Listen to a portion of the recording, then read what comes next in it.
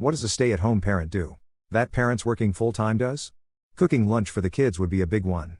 I'd reckon they're also more likely to cook supper rather than to take the kids out to McDonald's. Actual cooking makes more sense financially when you can scale it up for a family and do it more. If you have kids at school, it's a good time to get the house cleaned without them getting in the way. Errands run without having to take them along. I was a som until my kiddo was in kinder, and oh boy, it was a lot of work. I'd wake up at 6 a.m. to sip coffee until my kiddo woke up by 6:30. Get dressed and fed. We'd do a morning book read and play. Walk to the park and more play. Come back home. Lunch and nap for an hour. During this time I'd clean, dishes and laundry. When kiddo woke up we'd have some educational activities and maybe another walk to the park to get out energy. Go shopping, prep up dinner. Doesn't stop there, we have bath time and getting the kiddo down for bed. Any free time I had was spent cleaning or cooking or other stuff such as paying bills, etc. It's basically being at work from 6:30 a.m. to about 9:30 p.m. with no break between. Grocery shopping. Cooking healthy meals. Cleaning the house. Laundry. Child care with everything it involves, dropping and picking up kids from school or activities. Helping with homework, etc. Takes a lot of time to do properly. When I come back from the office I barely have the energy to make an omelet. That's my healthy food. When I'm on annual leave I'm in the mood to make something nice and truly healthy 3 times a day. Personally, I think managing the house properly being the key word, takes a lot of time and energy, and therefore do think stay-at-home parents, men or women, do a hard job which is usually not appreciated. What made you decide to get in shape? I had a bunch of pain here and there and was getting a little fatter. It fixed my back and arm pain. I quit 6 years ago though and I have gotten fatter. It's 190 pounds, so it's not drastic. If it wasn't for the fact 95% of my fat goes into belly visceral fat, which gave me an umbilical/abdominal hernia. I'm thinking of working out again, but between work and kids I feel guilty leaving my GF alone several days a week since they aren't the easiest kids when we are both there. I do dream of going back down to 150 pounds.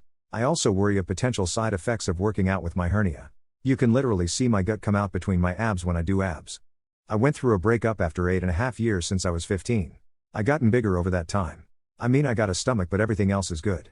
After the breakup I want to take the time to really just focus on myself until I'm ready to put myself back out there. So really just self-confidence and wanting to try to at least somewhat healthy. I, 43 meters, was at 249.8 pounds. I never thought I'd ever hit the 250 pounds mark. It was becoming difficult to put on socks. I was always out of breath. I'd get winded very quickly while having sex with my very in-shape GF. In my eyes, my dad bod was no longer doing it for me. It's been 15 months since I started at the gym. I've dropped 20 pounds while adding a lot of muscle. I feel great. Physically and mentally. I'm lifting weight I never thought possible when I started. If you're reading this and were in the same boat I was, just go. Don't worry about what you think others may think of you at the gym. Start slow. Don't stop going. Just do it. It'll be the best thing you ever did. What is something you should have mastered by now as an adult but failed to do so? I can't ride a bike and I've never driven. I'm 32. I decided on rollerblading when I was a kid and I live in an area with fantastic public transit, including getting it for free during my university years. Then I worked from home and now live with my wife, and we sold the car we did lease shortly before the pandemic. I'm a support worker, so if I want to move into outreach work I'll need to learn. And I'd also like to be able to when my wife and I have started a family, but as of this current moment it isn't a pressing need or needed additional expense. Job interviews. I have a job, so obviously fluke them occasionally, but on average I think I'm actually getting worse. In day-to-day working life I'm a perfectly normal, well-functioning employee. I just fall apart or freeze in interviews.